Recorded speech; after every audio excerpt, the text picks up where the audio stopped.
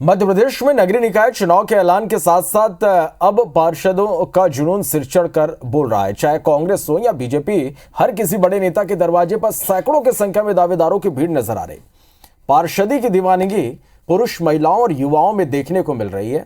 और हैरत की बात यह है कि पार्षदी का मानदेय हर महीने 6,000 रुपए, लेकिन पार्षदी के रुतबे के लिए पार्षद प्रत्याशी लाखों रुपए खर्च करने को तैयार है। आखिर ऐसा क्या है पार्षदी में, देखिए खास रिपोर्ट।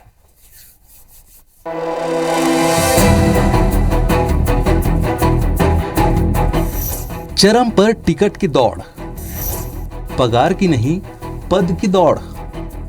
नगर सरकार के चुनाव में पार्षदी का टिकट पाने के लिए अब राजनीतिक जोड़तोड़ चरम की ओर है। हाल ये है कि नगर निगम चुनाव में पार्षद बनने के लिए कांग्रेस, बीजेपी समेत दूसरी पार्टियों के तमाम उम्मीदवार पानी की तरह पैसा बहाने को तैयार हैं।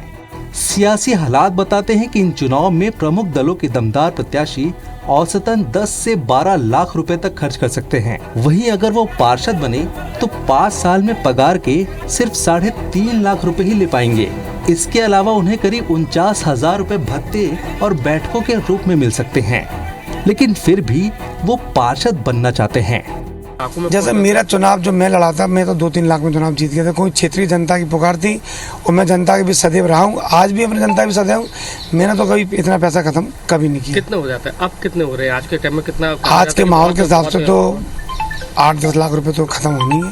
जबकि नगर निगम का चुनाव 2 से 2.5 साल के बाद आया है, तो भारतीय जनता पार्टी में हर वार्ड में कार्यकर्ता बहुत हैं और कार्यकर्ता की एक मंशा होती है कि कैसे न कैसे करके हम जनप्रतिनिधि बने, और उनका एक कार्यकर्ता का एक उसके लिए मौका होता है।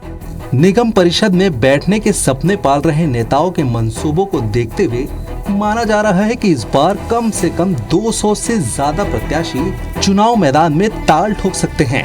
प्रमुख दलों के अलावा तमाम ऐसे उम्मीदवार भी चुनाव लड़ने का मन बना चुके हैं जो टिकट न मिलने पर अपनी पार्टी से बगावत भी कर सकते हैं। ऐसी स्थिति में कई वार्डों में समीकरण बिगड़ भी सकते हैं। चुनाव चाहे सरपंची का हो, चाहे चुनाव किसी प्रकार का हो, विधानसभा का हो, देखो पैसा तो खर्च होता है उसके अंदर।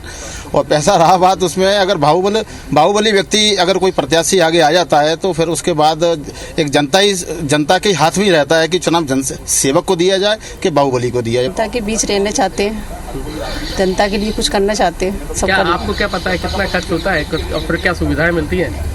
10-15 लाख तो खत्म हो ही जाता है। देखो, जरूरी नहीं है जिसके पास हर कोई पैसे ही खर्च करे। अगर पैसा नहीं है तो क्या वो चुनाव नहीं लड़ेगा? व्यवहार भी तो मायने रखता है, समाज की सेवा मायने रखती है। अगर हम समाज के लिए कुछ करना चाहते हैं या कर रहे हैं तो उसका भी तो हमको कुछ होगा कि हाँ, हमने समाज के लिए या अपने आसपास वालों के लिए कुछ किया है, तो उसका बेनिफिट भी तो मिलता है। अब आपको आंकड़ों से रूबरू कराते हैं।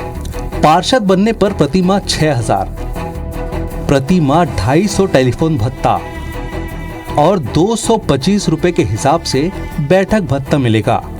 वहीं महापौर बनने पर 11,000 रुपए प्रति माह मिलेगा और 2,500 रुपए सत्कार भत्ता मिलेगा।